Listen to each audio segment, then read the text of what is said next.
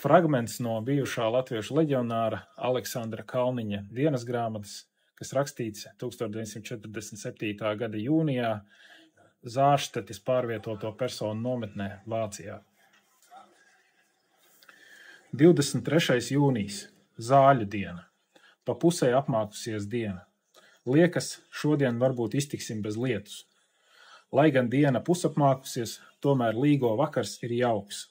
Īsts uzvedums ar līgo dziesmām, baudām sieru un miesti. Visur prieks un līksmība. Tomēr nejūtos labi, jo domas pie mīļajiem. Pie labākās gribas nevaru ieisties jautro pulkā. Tikai ticība, ka mani mīļie vēl ir kopā mājās, mani kaut cik mierina.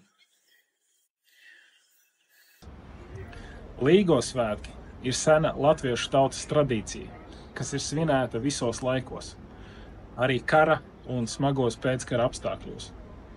Latvijas kara muzejs novēl jums jaukus svētkus un lai jums būtu iespēja tos svinēt kopā ar pašiem tuvākajiem cilvēkiem. Priecīgus svētkus!